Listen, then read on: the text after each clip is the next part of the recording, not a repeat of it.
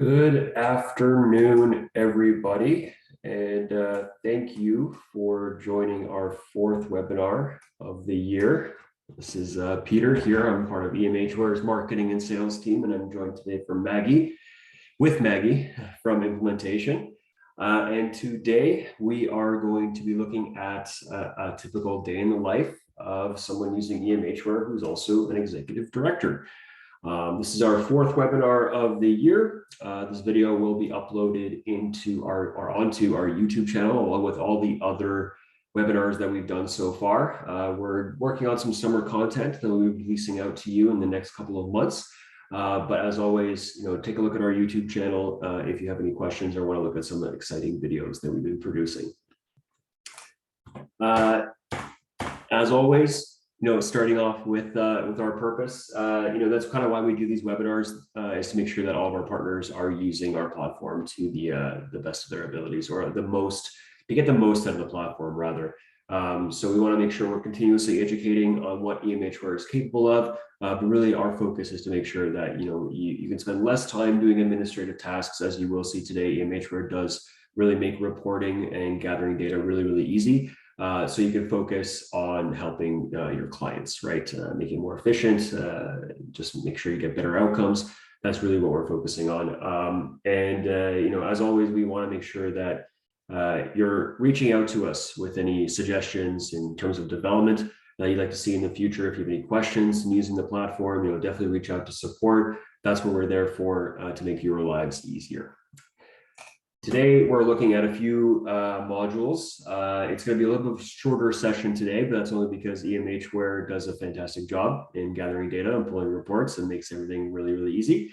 But our core system, really spending a lot of time on reporting, focusing on the ministry reporting for like quarterlies or year ends, some auditing. So we're going to be looking at user auditing, the dashboard, program management, touch on telehealth a little bit, task management, and the client portal. So these additional modules, they're integrated within our reporting structure as well. So you can see how the data collected through those modules actually translates into reports real time. The core system is included in all of your EMHware instances. The additional modules, telehealth, task management, and the client portal are additional modules. But if you don't have them installed and you're interested in looking and exploring what that might look like for your agency or organization, definitely reach out to myself or support after the session is completed. As always, please put your questions into the Q&A and we will answer them at the end of the session. But that being said, I'll pass you over to Maggie, who is our Executive Director at EMHware Child and Youth Agency. Thanks, Peter. Hi, everybody. My name is Maggie, and I am the Executive Director here at EMH Child and Family Services. And I don't use EMHware on a daily basis, but there are definitely times where I rely heavily on EMHware to get my work done.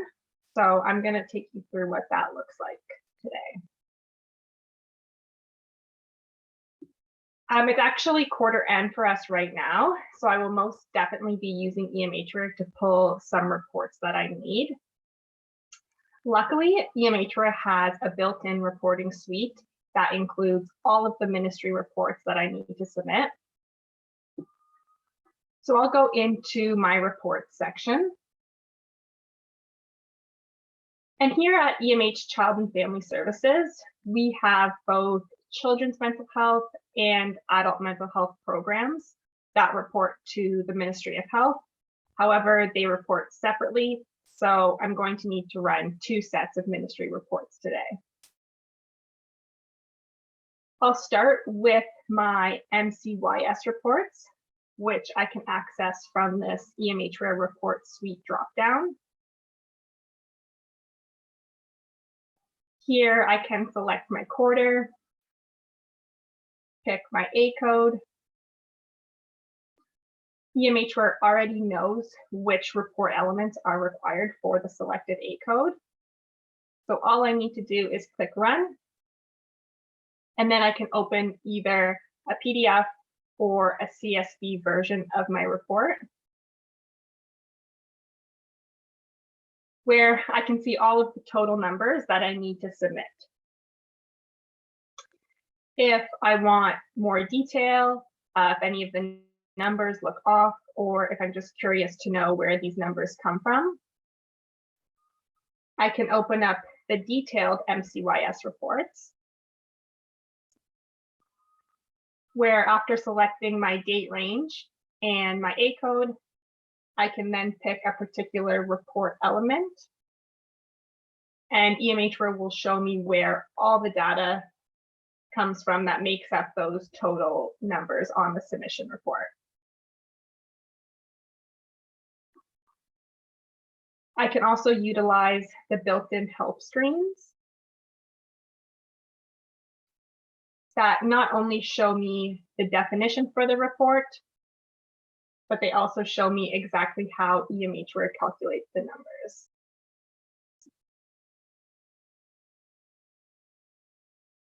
And once I'm done running the MCYS reports for all of our A codes, I'll move on to running my MIS reports. And here I can do the same thing, pick my date range, my MOH LTC program number, and then pick either one of our functional centers or an individual program. I'll click run and open up the PDF version of my submission report.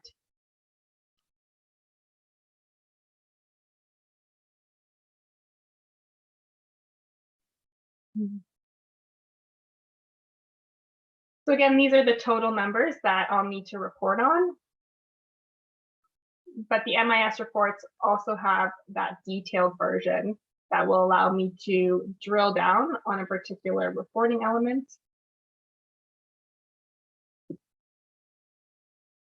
So I know exactly how EMHware is calculating my numbers. And then I can run the rest of my functional centers. And I'm done my ministry reports. So EMHware really makes pulling those numbers that I need super quick and painless. Now that my ministry reports are done, I'm also going to use EMHware's reporting suite to pull some reports for an upcoming board meeting. I'm going to start with the multi-report, and I'll run this client information and activity multi-report for our last quarter. Select all of our programs and run it, which is going to give me a really good look at basically everything that's been happening within our agency this past quarter, which is exactly what our board members like to see. So we can see here how many files were open at the beginning of the time period, how many new enrollments during the time period, how many unique clients we have receiving services, how many discharges, our average wait time for services, as well as a breakdown by referral source, by diagnosis, activity information, so we can show exactly how much time our staff are spending with clients and exactly what they're doing, both individual and group sessions. And then finally, we have client demographics, so age, gender, language, and location.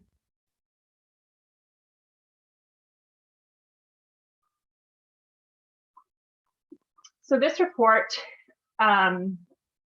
pretty much gives me everything that I need to present to the board. So I'm going to go ahead and I'll print this one off.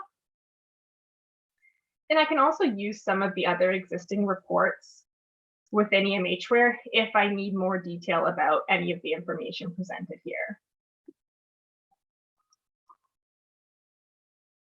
We also recently got board approval to purchase EMHware's telehealth module.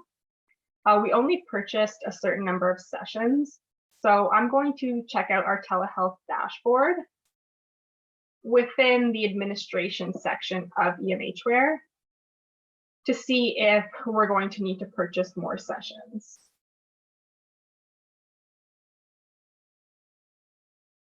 So I can see here that we've actually only used 5 of those sessions. So we still have lots left, but I'll want to follow up with my program managers to make sure their staff are offering telehealth as an option to their clients for their counseling sessions to make sure we're taking advantage of this great module built right into EMHware.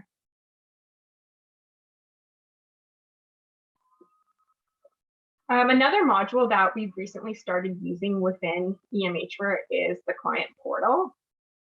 So I'm going to run another quick report to check out how much that's being utilized. I've added this client portal user report to my report list for easy access.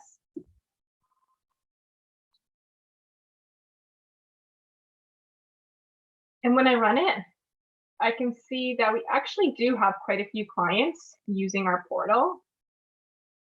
However, I can see from this number of logins column that a lot of these clients have actually only ever logged in once.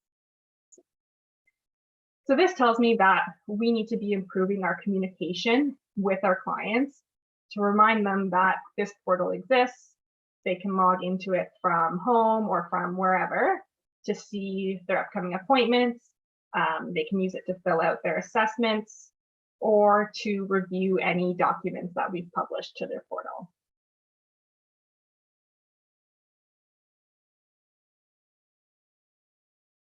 And in addition to being the executive director here, I am also the privacy officer, which means that I manage our clients' lockboxes within EMHware. The lockbox is a built-in feature of EMHware that allows me to restrict the access of client files to certain workers if needed. And I actually got an email from a staff member this morning asking me to set up a lockbox for one of their clients. So this client's file is super sensitive, and they have requested that no one other than their particular caseworker has access to any of their information. So I'll go into that client's file and open up their lockbox, which I can access right here from the client's menu.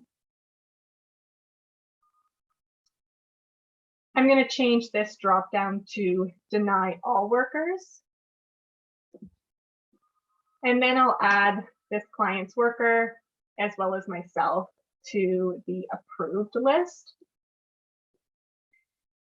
And once I save that, only Monique and I will be able to access this client's information within EMHware. Being the privacy officer, I need access to all files, which is why I also added myself.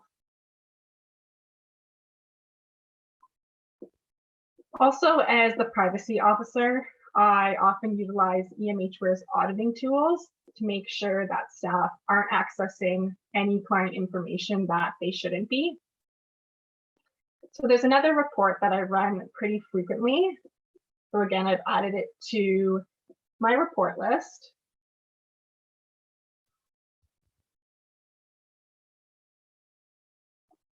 It's called the Clients Viewed Report, which will show me any workers who have accessed clients that are not theirs. So I'm going to run this for the last quarter for all of my workers. And I can see here that we definitely have a worker who's been accessing quite a few client files that are not hers. So to dig a little deeper into this, I'm going to open up the auditing tools within the administration section.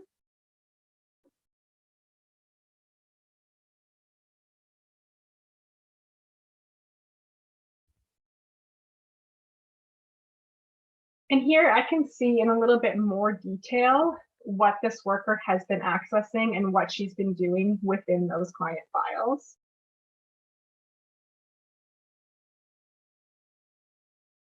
I can also see what IP address she's using to access EMHware. So we have strict policies in place here around where our staff can access EMHware from. So I want to make sure that all those rules are being followed. And it looks like I'm going to have to follow up with this worker's manager to find out why this worker has been in all these client files.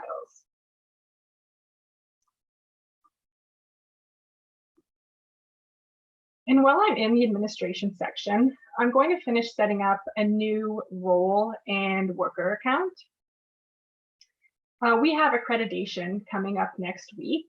So I'm going to create a worker account with a limited set of view-only permissions so that our accreditor can log into EMHware when they're here and view all the information they need in one spot. So I've used the role manager to create this view-only role where I've checked off all the permissions they should have. You can see I've set it so they can view everything they need, but they can't edit anything.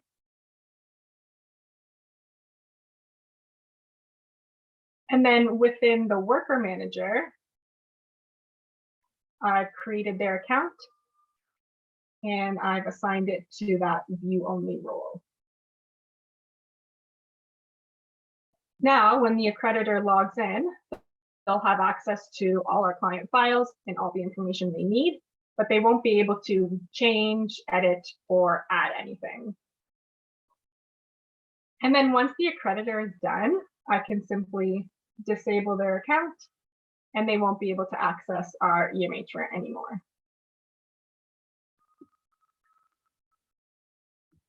I have also created a role for a placement student that we have starting with us this summer. So this placement student will be scanning and uploading some historical documents for us. So they will only need access to the client's attachment section and really nothing else. So I've set up this student account and I've assigned them to that placement student role. So if we were to log in as the student, we can see that they have a really limited view with none of these tabs at the top that I have when I log in with my role. We can see that the student has access to all of the client files. But within those client files, the only thing that the client can see, or sorry, the only thing that the student can see is the client's attachments. And this is one of the features that I love about EMHware. The permissions and roles for different workers are completely customizable, and we can control all of that here on our end.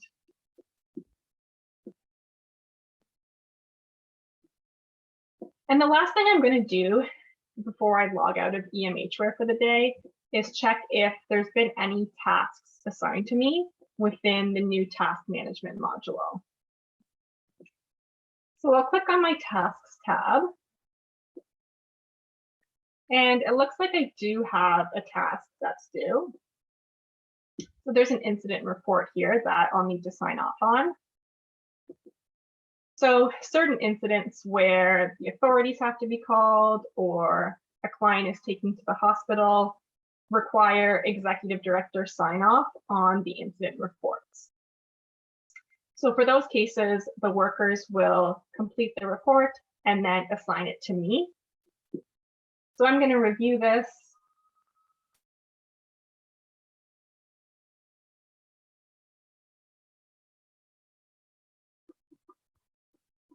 And then I'll go ahead and authenticate it to sign off on it.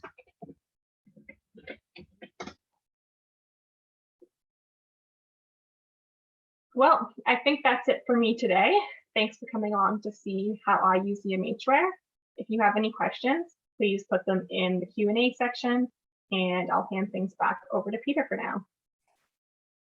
Awesome, Maggie. A few questions. A lot of people are asking about the multi-reports. So can we just quickly go through that one more time and potentially address adding data sets if possible? For sure. So back in the reports section, from the EMHware reports suite dropdown, you'll see the multi-reports. So there are two different existing multi-reports, the client information and activity report, which is the one we looked at, which kind of gives a breakdown of everything that's been going on with clients here.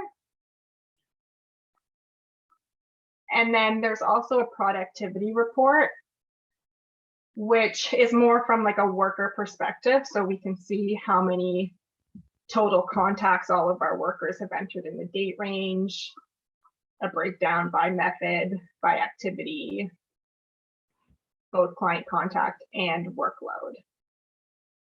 So those are the two existing multi-reports right now, the client information and activity report, and then the productivity report. Excellent. Is there an opportunity to add additional fields if there's something that we're not drawing? So potentially, if you want to reach out to support and put in those requests, we would have to do that on our end, our development team. So right now there's not the option for users to make any additions themselves, but we can always add to it. Excellent. So if you do want to create a so-called custom report, they'd have to go through the support channels to create those reports. Perfect. An anonymous attendee has a question about concurrent users. Can we talk about how that works? For sure. So most people have a set number of user licenses, which means if you have 50 user licenses, you can have 50 active user accounts. However, we also have the option for concurrent licenses, which can be used if you have maybe casual workers or part-time workers who need a user license to log in, but if they're not logging in every day, it might make more sense to set it up as a concurrent license so that you can have a certain number of people logged in at the same time. So if you have two part-time staff who work kind of opposite shifts, if they have concurrent user licenses, they each have their own, so they can still separately log in, but it would kind of be like they're sharing a user license. Right, so they can't log in at the same time. Yes, yeah. Perfect. The client's viewed report, that is under the administration section or report list. Yes, so there is a client's viewed report under the custom reports list, and it has a special permission. So not everyone that can view all the reports can see this. So in the role manager, you'll see a special permission for this particular report. Excellent. So if you don't have the permission turned on, you can't view it. Okay, perfect. The final question just regarding auditing capabilities. You showed us how we can look at multiple client files and who's been looking at it from the user perspective. Can we isolate it to just the client and what has happened on a client file since inception? Sure. So if we're in the auditing tools, which can be found in the console through administration, you can use this ID field to search by ID if there's a particular client ID and you want to bring up everything within their file. Excellent. EMHware logs all activity. That's fantastic. I think that's all the questions. Oh, we might have a few more coming through. Someone wants, Jackie would like an example of just looking at a client, any particular client. Sure. So let's bring up.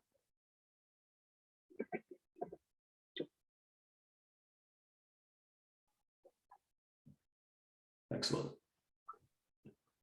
Similar look.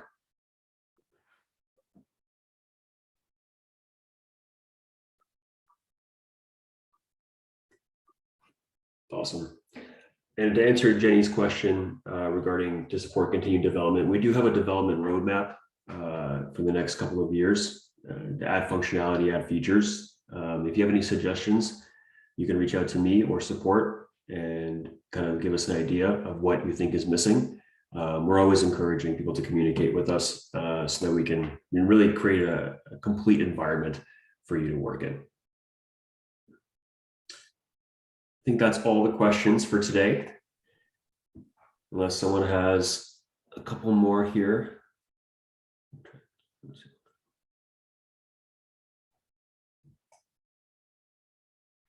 Jackie, if you have questions, more specific questions regarding the audits, definitely reach out to me or support, and we can create another training session if you'd like to go a little more deeper into how to use that particular tool.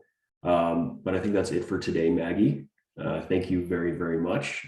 This video will be uploaded onto YouTube, so take a look at it and pass it around the organization if necessary. But I do see a lot of recurring names here who have joined every single time. So thank you again for joining all 4 webinars. And look out for summer content in the future. Please reach out to us with any questions. Thank you, Maggie, and everyone have a fantastic afternoon.